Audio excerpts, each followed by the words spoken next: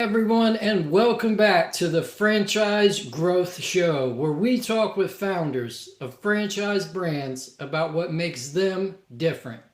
You know, I've built, scaled, and exited multiple companies at triple EBITDA averages. I've been on both sides of the table as a franchisee and a franchisor.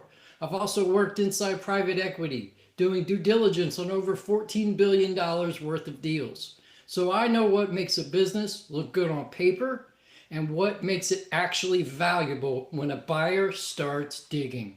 And today's guest, she's building something that checks both boxes. Angela is a co-founder of Roamin Restrooms, a luxury portable restroom brand that is growing fast and franchising smart. Let's get into how she's scaling something that most people overlook until they need it. Angela, welcome to the show. Thanks, Joe. Thanks for having me. Of course. Take us back to the beginning, if you would. Why did you decide to start a franchise? So my business partner and I decided to start a franchise when we realized that the restroom business was so profitable. So we are actually both franchisees of different brands. We understand what it takes to start a franchise. We understand what it takes to be a franchisee. And we together started Roamin Restrooms, actually with no intention of franchising in the beginning. But when we saw how well it was doing, we thought we really have something very, very profitable here that we want to teach others. And franchising was just the next natural step for us. That's amazing. So it sounds like franchising wasn't always the vision, but please correct me if I'm wrong there. Did the model evolve out of that operational necessity? Yeah, absolutely, it did. We just realized that we had something that was just so simple. The profit margins were there. It just made sense. We had low overhead, high demand, and a service that everyone, quite frankly, needs. And so we, with our background in franchising, we said, why don't we create a model that's really easy to run and build something that's built by franchisees for franchisees? I love that. By franchisees for franchisees. That's a tagline right there. I love that. What were the early signals that told you that this is more than just a service, that this could actually be scaled nationwide? Yeah, so we were making money the first month. In fact, when we had our very first trailer delivered to us, we had to reroute it because we got a last minute booking and we actually had to have the trailer delivered to our event, which was pretty interesting to navigate the mechanics. But luckily the trailers are so easy to run that we had it delivered and we were able to set it up within minutes and take care of the event. But we just started talking to other referral companies, people that we were trying to just refer business back and forth. And people started reaching out to us from other cities saying, hey, when are you going to come here? When are you going to come to Dallas? We really need your business here. And we realized we needed to scale and offer it up in different places. That's a fantastic story. Thank you so much for sharing that. What were the first two or three systems or processes that you had to build before franchising could be on the table? Mhm. Well, because it's a restroom trailer, cleaning was a part of our first priority. You know, getting the cleaning, the scheduling, the billing out, things like that. We built we built everything on our own custom AI powered platform, and we wanted to have something simple for people to use, so it actually could be managed right from your phone. I love that. Your own proprietary AI driven model. That sounds fantastic. How did you like test or validate that it could actually be replicatable? Yep. So we started doing it here locally in Austin. We did it for a while and just really worked out any bugs. But we also partnered with somebody that's very, very knowledgeable about AI and about, he built this platform specifically for us. And so we spent many, many months testing it, um, making sure that everything worked perfectly. And then that's when we decided to start the franchising process. That's awesome. And I know one thing, many founders that I've worked with in the past, they kind of over index when it comes to lead generation. How have you balanced growth with back end operations? Yep. So It's the chicken or the egg, right? It's you can't grow too fast, and you want to grow, of course. And so we've been very, very mindful to to grow at an appropriate rate that is slow and steady. And our team has daily as well as weekly meetings to make sure that we get feedback from our franchisees, from our clients, and that we address any issues that come up. And we just use that to grow and evolve um, as we grow the business. That's amazing. Now pivoting slightly to kind of innovation and differentiation. To somebody who's maybe never heard of your brand before, what makes Roaming Restrooms different from your traditional porta potty rentals or trailers? So, um, to put it one way, we're not a porta potty company. We're actually a tech company that happens to rent luxury restrooms. And so we do have, like I mentioned, an AI powered platform, makes it easy to manage. But I'm sure that you've been in a porta potty, correct? They're hot, they have no light, they have no AC, it's disgusting. Probably comes with, who knows what kind of sanitary issues. A luxury restroom trailer is a trailer that you have stairs that go up into it, you've got safety rails, you've got lighting on the inside and out. It's climate controlled, so it has air conditioning and heat, real running water, real sinks, real flushing toilets. It's just a game changer when you're out in public and at a festival or a concert or a wedding. These trailers are a must have. Porta potties are really becoming a thing of the past. I love that. A luxury restroom, not a porta potty. That's freaking fantastic. And the fact that you have that tech stack, that AI platform, really differentiates your brand and helps it become a premium in the market. So kudos for that. Has there been any other product or service level innovations beyond what you've already mentioned that might unlock a new tier of clients? Absolutely. So we actually have a couple of trailers that are between is maybe a step down for luxury, and these are specifically built for work sites. So specifically for construction companies. And there's a whole slew of them that you can get. They're a little more cost effective, of course, because they don't need all the bells and whistles, but they're definitely 100 times better than the porta potties. They are air conditioned as well, heated, lit. They actually don't run on electricity. They run more on a battery. And they also have hooks that you can hoist them up on the top of buildings if you needed them up there as well. They also come with drinkable water and things like that. And second to that, we've got a bunch of upsells on our luxury restroom trailers. So, for example, we have Starlink. We have a Starlink package that people can purchase in addition to. So, if you're at a wedding, we have a couple weddings here in Texas that are going to be out on family ranches, and so they chose the Starlink package where their guests are going to have Wi-Fi out there. So we feel like that was an important add-on. We do have a couple other add-ons. We have, for example, a opportunity to have a photo booth add-on. So where somebody would typically pay quite a bit of money for a photo booth, this would just be, a couple $100 extra if you want to have a photo booth add-on because we're already out there. And so, this kind of helps us attract a whole variety of people in our business model. I love it. This is jazzing me up. Now let's maybe shift and get a little bit more granular. Let's talk some numbers. Without diving into the FDD and needing an NDA from every single viewer, can you tell us what a strong performing franchise unit looks like in terms of revenue, margins, ROI, that sort of thing?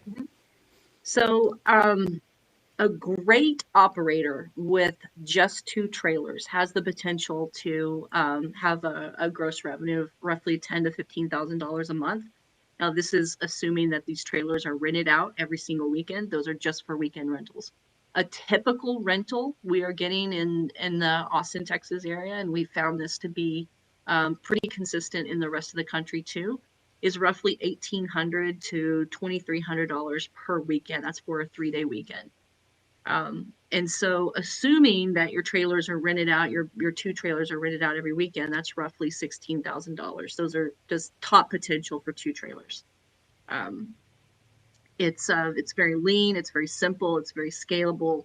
Then the costs to rent these out are very, very nominal. So, obviously you're going to have your royalties and things like that, but the costs, you've got insurance and gas and things like that. But we've designed these to be very low in costs. The owner can either drop these off themselves, or they can hire a 1099 contractor to go and drop them off. But if you're getting, $1,800 to $2,000 a weekend, you hire a contractor for $300 to go do it yourself, and you've made money, and all you've done is, build networking relationships and have a couple of phone calls and emails. I love that. So $2,000 a weekend per unit, right? So that's a fantastic revenue model. How do I get in? What investment range is necessary or needed if I wanted to pull the trigger? Yep. So the investment breakdown is total all in roughly 160 to 180,000, and so the franchise fee itself is $60,000 per territory to get in. We do offer a military discount, and the more territories you buy, there are some cost breaks with that as well. The trailers themselves, we require you to buy 2, and those are anywhere from $45,000 to $50,000. And and then on top of that, you've got your training expenses. So we're all in around 160 to 180. 160 to 180, and I'm going to get 2,000 per weekend per unit as a return. So that's real margin. How much of this is coming or being driven from recurring contracts versus one-off events? Mm-hmm. So we want you to have reoccurring, because events drive cash flow, right? But reoccurring clients, like your construction companies, your restoration companies, or your long-term rentals, like at campgrounds and things like that, those create steady income. And so what we do is we teach you how to network with people in your area. For example, your event planners, your wedding planners, anybody that's going to be a referral for you. And at the beginning, you're going to reach out to them. You're just going to get to know them. We teach you all that. In fact, your CRM already comes with those contacts built into your system. So all you have to do is reach out to them and just build those relationships. Once those relationships are built, the goal is for you to be the go-to person, and so that at any time you have people calling you left and right, so that you're always booked on your calendar and making money. That's amazing. You're giving them the lead generation from day one. That's fantastic. Transferability systems. You talked quite a bit about that already, but what were some of the first SOPs that you had to write in order for this business to be franchisable, for somebody to be able to follow a blueprint or a playbook? So, I mean, as the first SOP, that's a good question, because we've written so many. Definitely, it's about the trailers. It's about maintaining the trailers and keeping the trailers very clean and sanitary. Luckily, we work with a manufacturer company that is there and has been very supportive for our franchisees in making sure that they are trained well, that they know everything there is to know about the trailer, and are also there to troubleshoot for them if they have any questions at all, or if they have any issues in the field at all. They are there. And so the trailers are first and foremost the most important SOP. Beyond that, then you've just got really your process as far as scheduling, getting your rental agreements. We do have a form rental agreement that is really solid, and that protects you when you're in the field. So if there's any damage or anything to the trailers, then the client's responsible for that. So getting those proper rental agreements in place, getting the deposits.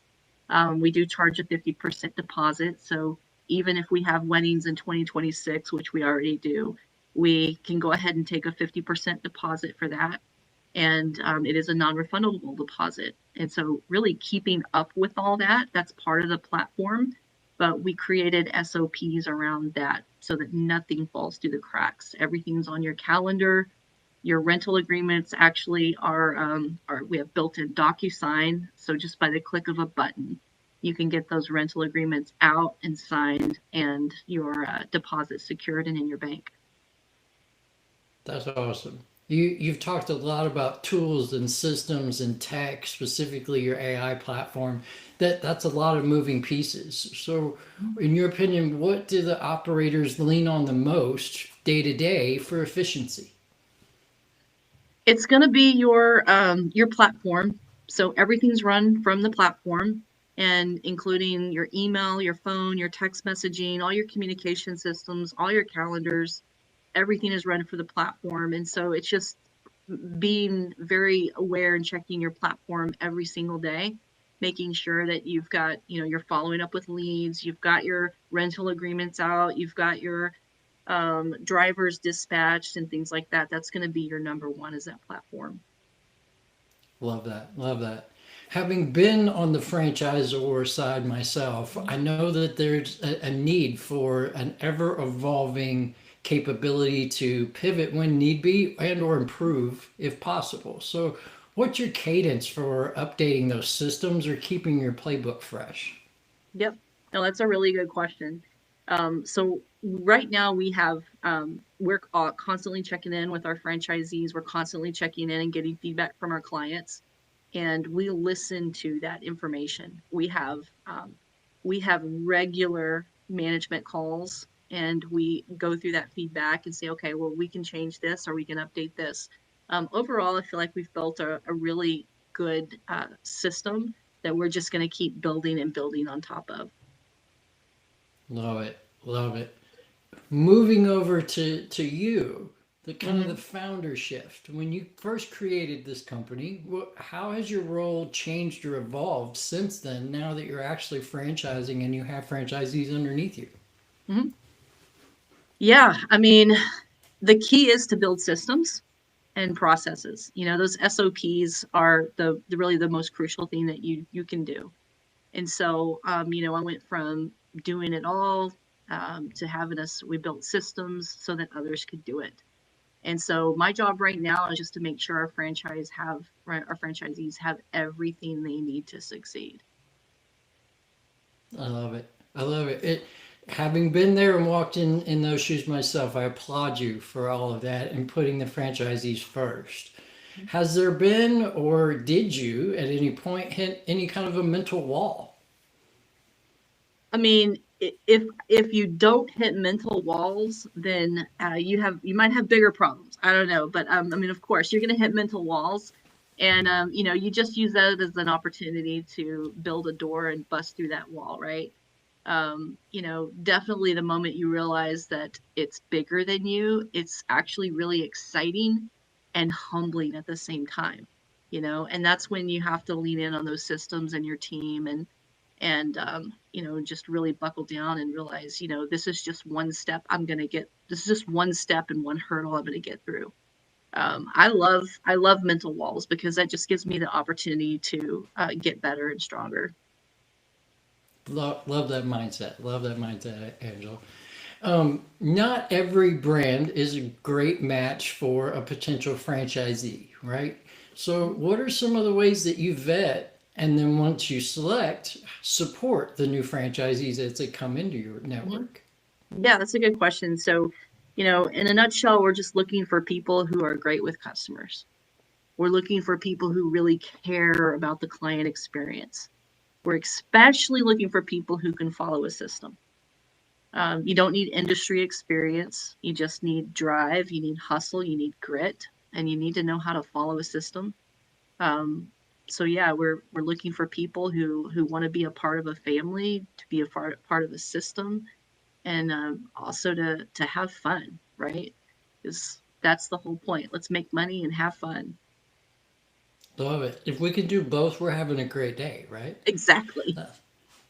Um, Having done multiple companies in the past, both franchisee and not, there's always that initial ramp up period where you're Mhm. putting in a lot of effort to either build a culture or leverage those systems and put them in place. So what's your secret sauce to helping a new operator ramp without getting to a place of burnout? Yep. So we actually have a clear onboarding process. We have training tools set up. We do have ongoing coaching. So we have pre-launch coaching as well as ongoing coaching. So we're going to help them get launched. We're going to be supportive of that. And then after that, there's going to be ongoing coaching for them. It's going to be done both one-on-one and in group settings. And even outside of that, we're here to support them, of course. So it's designed really to get them profitable quickly without the overwhelm. So we actually have just a process where we have, today we're going to talk about this topic. We're going to talk about networking and local marketing. Today we're going to talk about your pro forma and your goals and your what's your goal, and let's backwards engineer that. So we take them one step at a time because it is a lot of stuff. Opening a business is a lot of moving pieces, but we believe we really have that nailed down to a process that we can just take with them one step at a time. I love it. Supporting them from day one, and even it sounds like day zero, really, before they've officially started, and supporting them all the way through. That's amazing. Has there been a time period where you've turned down a potential prospect because either they weren't a right cultural fit or right operational fit, anything like that? Yeah, absolutely we have. Our goal right now and will always be to bring in the right people, and we would rather grow much slower with the right people than fast with the wrong ones. And so, yeah, absolutely we have. We want to make sure that the people we bring on are a fantastic culture fit for us and easy to work with and fun and but also really know what it takes to build a business. Love it. I absolutely love it. If we could, I'd love to pivot to like the thing that maybe jazzes me up the most, and that's valuation and buyer exit readiness. So you've built a model and a brand, and you've already touched on it multiple times over the platform and the systems and the tools and the playbooks that you helped an operator get to a place of profitability on a Mhm. consistent basis. But what are those like top three value drivers that if the business came knocking in terms of, let's say, private equity or venture capitalists, what are those top three value drivers that would make this brand better than the rest? Reoccurring revenue, technology, brand, um, the fact that it's basically recession proof. Everyone uses the restroom. But really, I would lean more on the technology that we've built for this. Amazing. Yeah, tech is always something that, whether it's PVC, what have you, is always looking for as a differentiator. So kudos to putting that at the forefront. Mhm. What's the long term strategy for Roman restrooms? Are you building towards an exit? Are you building towards adding different service layers beyond the luxury restroom slash porta potty? Maybe is a more well known term, although it doesn't sound like we like that one. Or are you holding the scale and trying to get to those multiple verticals? What's the future look like? Yeah, so right now it's all about expansion. We plan to expand. Roman Restrooms is just the start. So we plan to build a family of brands using the same smart platform that we have. And so, we're looking at Roman Rubbish. It's going to be a dumpster business. We're even looking at something like Roman Taps, that it's more of a tap room on wheels for different events and things like that. So we're having fun with this, and we're already have a couple more concepts in play, but it's definitely about expansion right now. I love it. And speaking of expansion, let's talk markets. How are you picking your next market? Is it inbound interest when somebody comes in and says, "Hey, I want to know more," or is there an outbound strategy where you've selected markets that you want to go acquire first for any particular reason? Yeah, absolutely. So we have territories all over the nation right now. They're all open. We want to, preferably Non-registration states is what we're looking at. We have had interest in registration states, and we're in the process of registering in a couple of states up north. So that's in the pipeline. We do have specific interest right now in the Dallas, Texas area and Fort Worth area. We have a vendor there that's begging us for a location there, because they have plenty of business to refer to us, and that's just one referral partner. I know Florida is also another hot area where we've got referral partners that are needed, or referral partners that are asking us to come to Florida, as well as Arizona. And so we're open to any place in the nation. This is not, everybody goes to the restroom. This is not, some, you know, it's not one or the other. It's everybody uses this. Everybody uses the product. But it's just a matter of getting out there and getting into those right areas. Love that. And when it comes to actually the creation of those territories, right? How do you prioritize metro density, regional logistics, event heavy zones? Like, how do you actually define how large a territory is? So each territory as it's been developed, has a handful of zip codes in it. Some have more than others, depending on how dense the population is. But we lead with event zones, and then we look at our weddings, our festivals, film sets, and then we just fill in the gaps there. So different areas are going to be different, but those are the things that we took out into consideration. Lots of Love data. it. Data-driven analytics to drive decision making. I absolutely love it. Mm-hmm. What does nationwide scale look like in your head? Is that 50 operators? Is it 100? What does it look like from your perspective? Mm-hmm. Yep. So our goal for the first year is at least 100 operators. Right now we have over 2,000 territories across the nation that we have. Yeah, we want to grow to 400 or 500 operators. We want to grow this as big as possible. But we're building a community of franchisees who love what they do and just want to live life on their own terms. So whether that's 400, 500, it doesn't matter, as long as we're making sure that all of our territories are we're servicing the communities within our territories. I love it. That almost sounds like a mission driven mentality, which is fantastic. Is there something else that you would like to expand upon when it comes to like a bigger why, quote unquote, behind roaming restrooms? Like, is it cultural? Is it environmental impact? What's the story, the why, as to why this is the business that you want to drive? Yep. So there's a couple of things in there. One, freedom and flexibility. I left corporate America years and years ago and bought a franchise and grew that. And as a result, I was able to have freedom and flexibility. And my original why for that is I just wanted to pick my kids up from school. At the time, I had an hour commute downtown Austin, and it was just not, I needed more flexibility, and that's what started my journey. But once I got that freedom and flexibility, I just really became passionate about helping others and teach others how to have that as too. As a result, I became a business coach, started coaching different franchisees nationwide and help them to get that freedom and flexibility as well. And that just kind of went into, Roamin Restrooms. Now, as a franchisor, I've got a huge opportunity to help people, get that freedom and that flexibility. And, we're just helping people build real businesses without being chained to a storefront or to staff or to an office. And, and that's the first why. And then the other why, of course, would be, nobody should have to go to the restroom in a porta potty. I absolutely boycott. I will not let my kids go in a porta potty.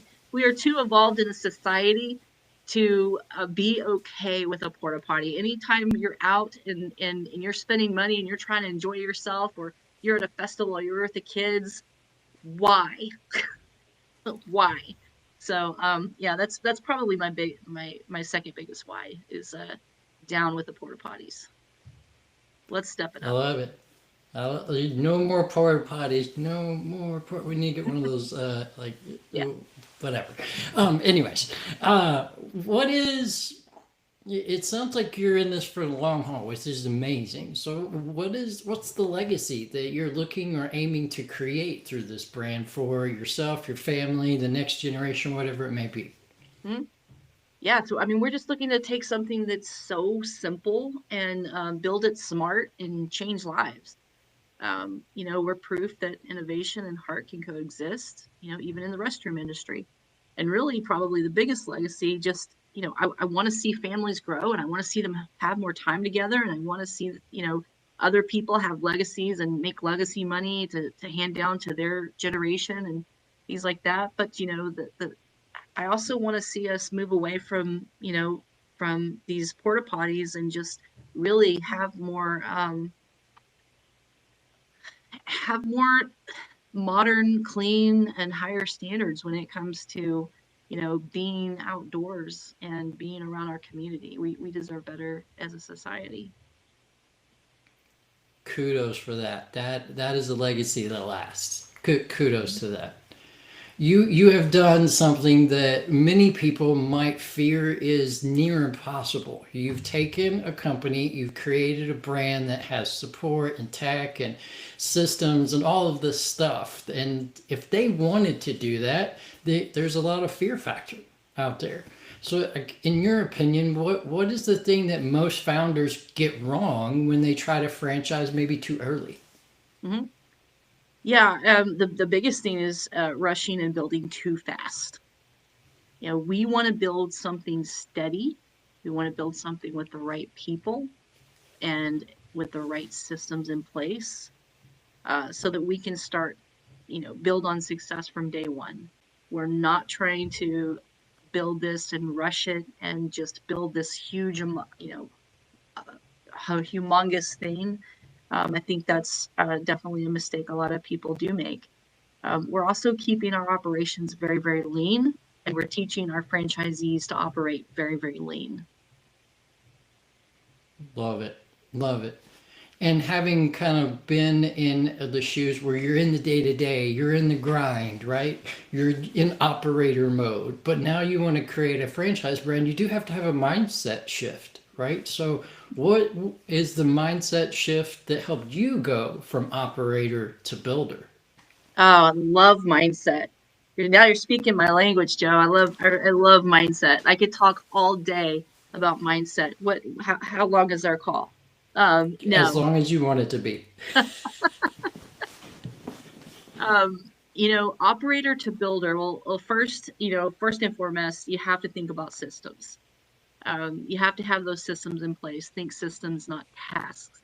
So once you start designing solutions, and instead of doing them, design, not do, then everything changes. And that's when you have to really learn to let stuff go and be a part of a team and rely on your team. As the founder and owner, you cannot do everything. You have to rely on others. One of my favorite books is Who Not How. I'm sure you've read it, but when I read it years ago, it was a game changer for me and even my life, where, typically in the past, I would want to do everything myself. Well, I'll just do it. I'll just do it. But Who Not How teaches you, don't ask yourself how you're going to do something. Ask yourself who's going to help you with that. And then you become the person overseeing everything. And it really takes so much stress off your plate and so much stress off your shoulders when you can be that person that's running everything, but you're relying on people. You're running it, you're not doing it. Or you just gave me so many nuggets. Now we absolutely are talking the same language here. Mhm, Systems over revenue is like one of my big belief systems there.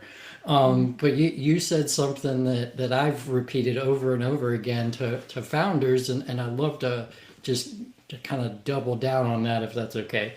mhm, If you're a founder and you're trying to shift from operator to builder, you should not run around executing tasks.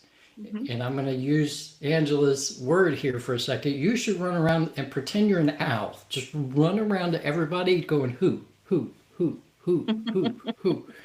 because it's no longer about you, it's about them. And if they get to a place where they know that you're going to ask them who, they already got an answer, and that means they're forward thinking. They're creating a systemization built within them where you no longer have to ask them who.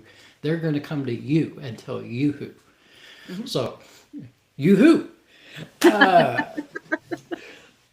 So I guess really the last question I got is, and it might be a tough one, but I love asking this kind of a question. Anybody who's built a brand and is in the process of developing a legacy like you are.